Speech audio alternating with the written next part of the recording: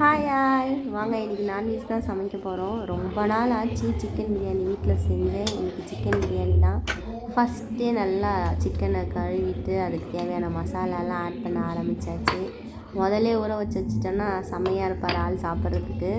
அதனால் எல்லாத்தையும் போட்டு மிக்ஸ் பண்ணி வைக்கலான்னு ஒன்று ஒன்றா ஆட் பண்ண ஆரம்பித்தாச்சு. நான் எப்பயுமே மிளகாத்தூள், மஞ்சள்தூள், உப்பு, இஞ்சி பூண்டு பேஸ்ட்டு, கொஞ்சம் தயிர் இதெல்லாம் காமனாக போட்டு ஊற வச்சுருவேன்.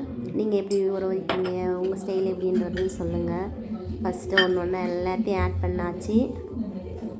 அடுத்து எல்லாத்தையும் அவங்களோட ஒன்றோட ஒன்று நல்லா சேர்க்க வேண்டியதாக நல்லா கலந்து வச்சுட்டு நல்லா நீங்கள் பாட்டு ரெஸ்ட் எடுங்க அப்படின்னு அடுத்த வேலைக்கு போயிடலாம். நம்ம அடுத்த அரிசியும் ஊற வச்சுருவேன். இன்றைக்கி 2 கிளாஸ், கொஞ்சம் ரொம்ப நாள் ஆயிடுச்சு நிறையா செய்யலான்னு 2 கிளாஸ் செய்கிறேன். இப்போ 1 கிளாஸ் தான். இப்போ இன்றைக்கி 2 கிளாஸு ஊற வச்சுட்டேன்னா வேலை முடிஞ்சிச்சு. ஃபஸ்ட்டே அதை நல்லா வாஷ் பண்ணி ஊற வச்சாச்சு.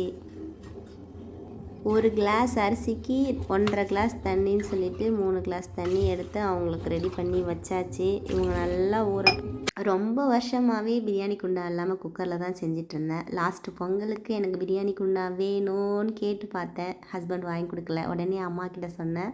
அவங்களே வாங்கி கொடுத்துட்டாங்க. நல்லா வெயிட்டாக அதில் செய்யலாமே, அது பெருசு தான் இருந்தாலும் ஆசையாக இருக்குன்னு சொல்லிவிட்டு இன்றைக்கி அதில் தான் செய்ய போகிறேன்.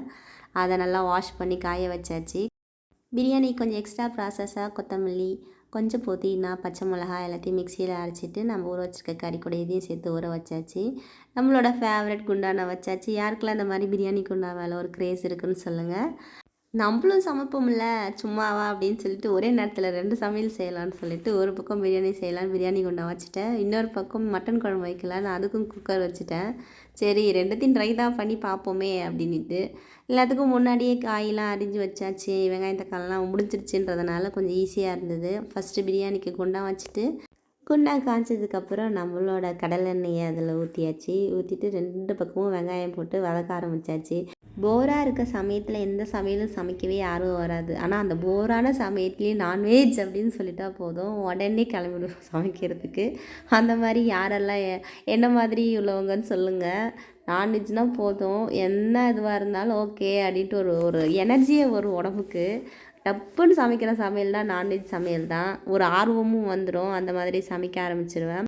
மட்டன் குழம்புக்கு ஆல்ரெடி மட்டன் வேக வச்சு எடுத்து வச்சுட்டேன். இப்போ வெங்காயம் தக்காளி நல்லா வதங்கிடுச்சு மட்டன் குழம்புக்கு. ஸோ வேக வச்ச மட்டன் அது கூட சேர்த்து நல்லா வதக்கிக்கிட்டேன். இப்போ மட்டன் குழம்புக்கு குழம்பு மிளகாத்தூள் சேர்த்தாச்சு. மட்டன் குழம்புக்கு காரத்துக்கு ஏற்ற மாதிரி.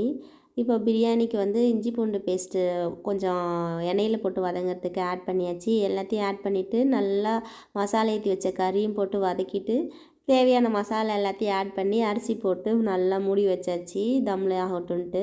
திடீர்னு நடுவில் கேமராமேன் வேறு வெளில போயிட்டார். ஸோ பாதி ப்ராசஸ் வந்து வீடியோ இருக்காது. ஃபைனலாக முடிஞ்சிட்டு ஓப்பன் பண்ணுற சமயத்துக்கு வந்தார். அந்த ஸ்டேஜில் தான் இருக்கும். பாருங்கள் எப்படி நம்ம பிரியாணி ரெடி ஆகிடுச்சின்ட்டு. இவ்வளோ சீக்கிரமாக பிரியாணி ரெடி ஆகிடுச்சி.